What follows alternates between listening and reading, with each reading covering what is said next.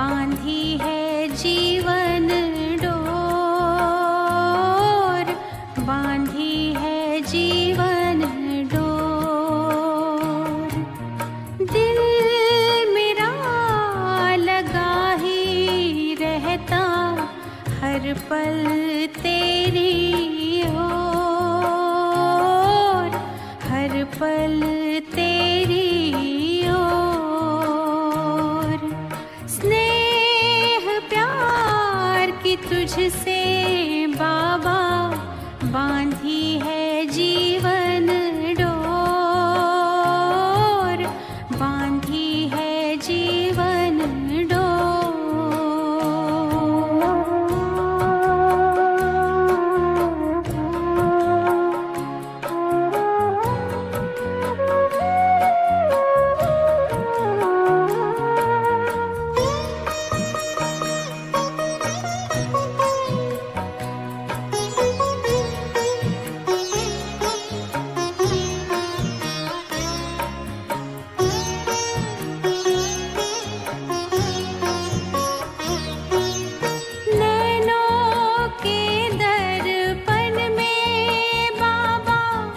तुझको सदा ही देखूं।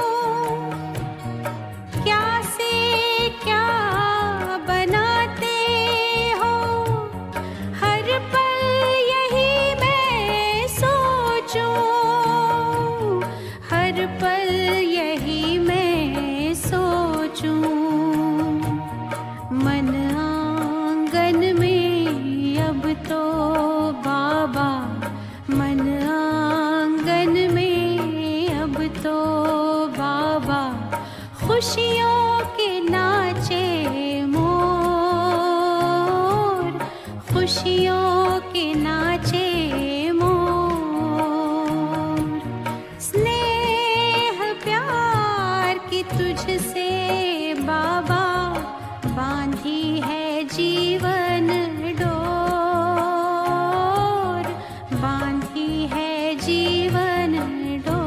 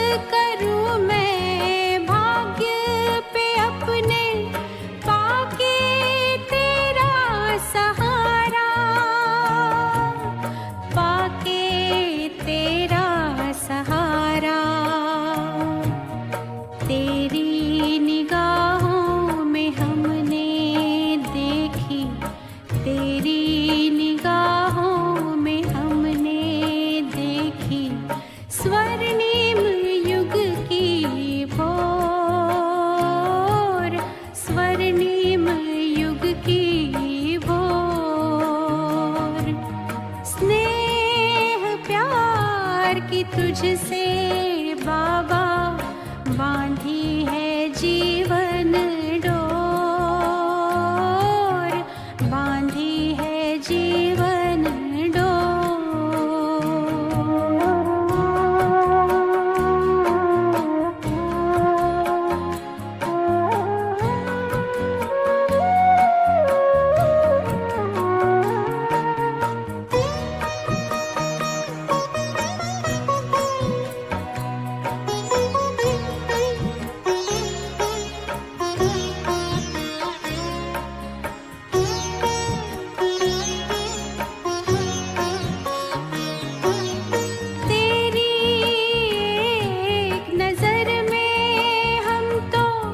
जन्मों का सुख पाए,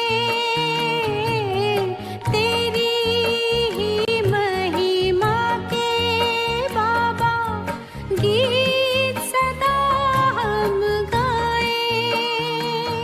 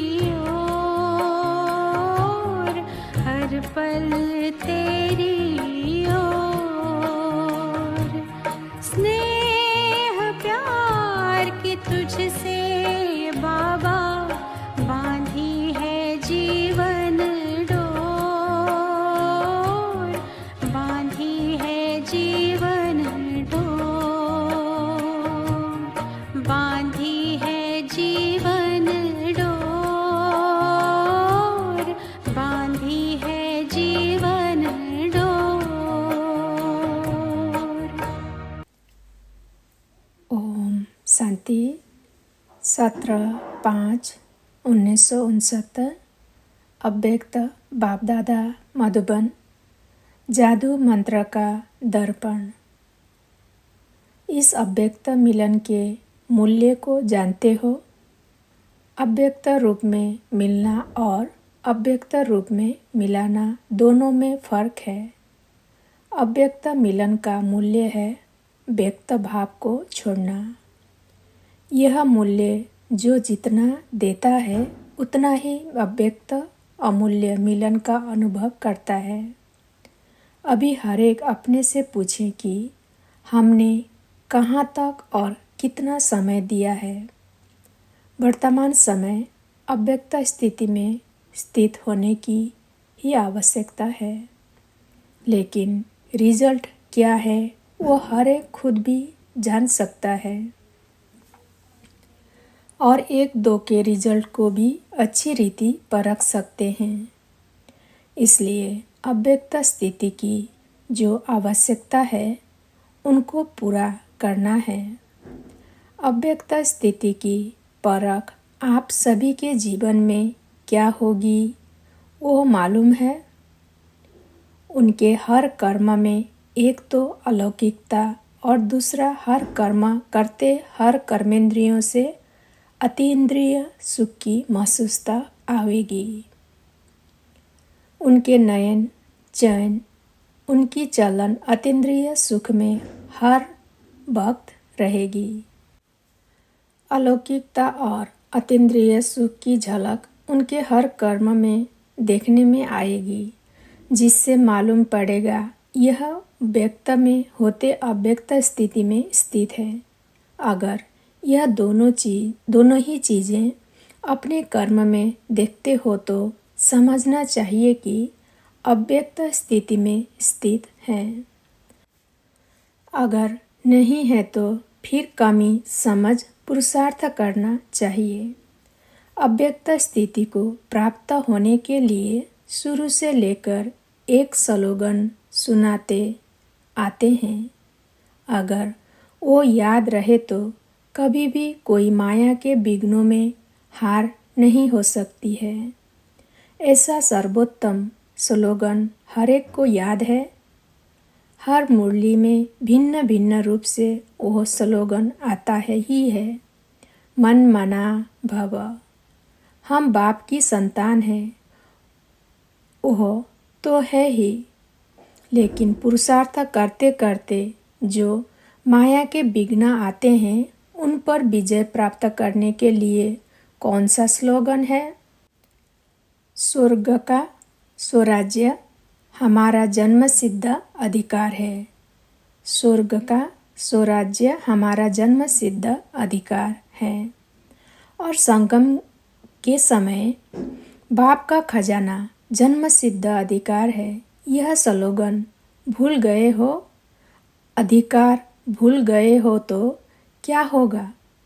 हम किस चीज़ों के अधिकारी हैं वह तो जानते हो, लेकिन हमारे यह सभी चीज़ें जन्म सिद्ध अधिकार है। जब अपने को अधिकारी समझेंगे तो माया के अधीन नहीं होंगे। अधीन होने से बचने के लिए अपने को अधिकारी समझना है।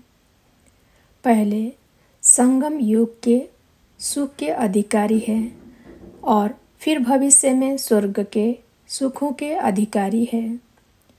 तो अपना अधिकार भूलो नहीं। जब अपना अधिकार भूल जाते हो तब कोई ना कोई बात के अधीन होते हो और जो पर अधीन होते हैं वह कभी भी सुखी नहीं रह सकते।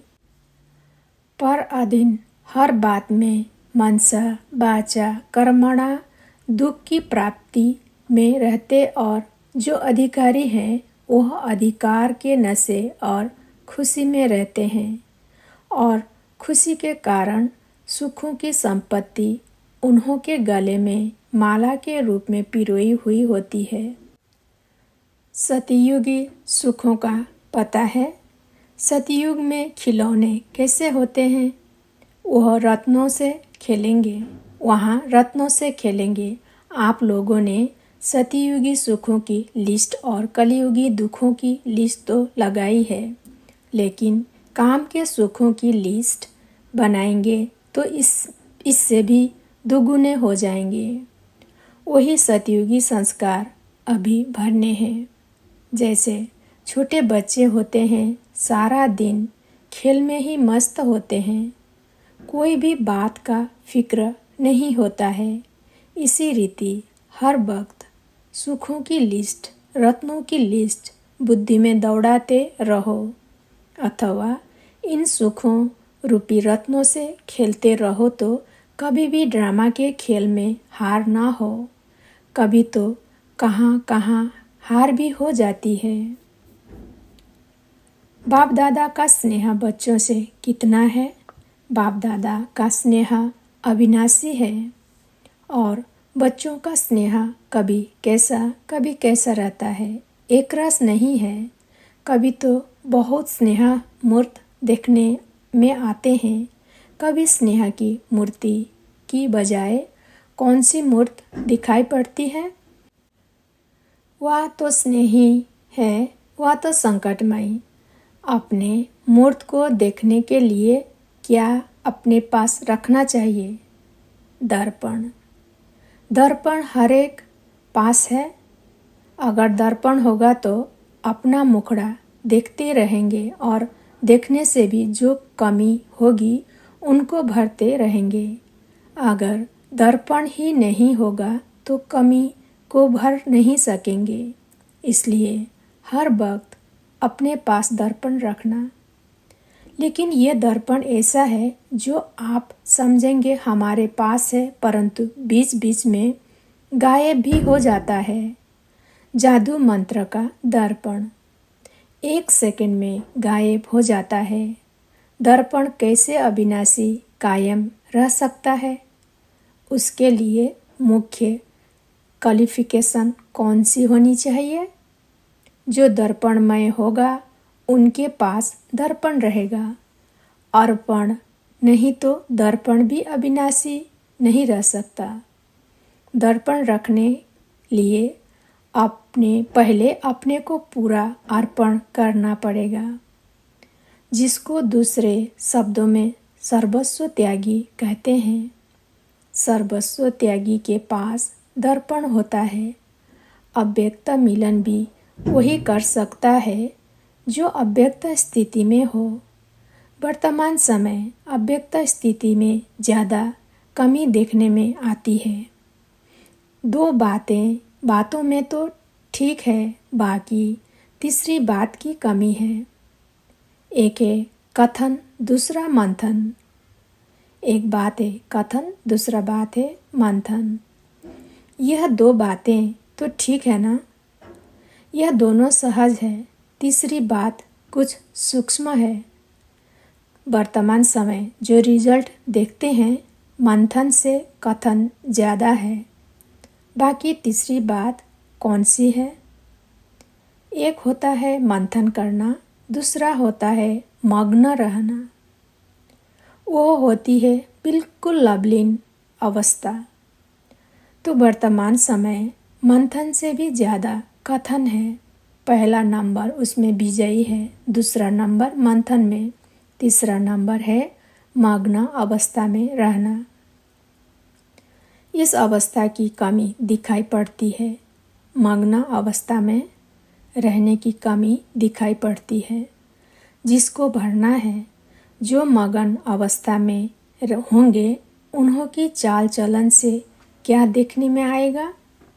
अलौकिकता और अतीन्द्रिय सुख। मग्न अवस्था वाले का यह गुण हर चलन से मालूम होगा। तो यह जो कमी है उससे भरने का तीव्र पुरुषार्थ करना है। पुरुषार्थी तो सभी हैं, तब तो यहाँ तक पहुँचे हैं।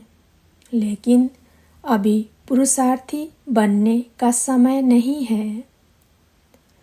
अभी तीव्र पुरुषार्थी बनने का समय है।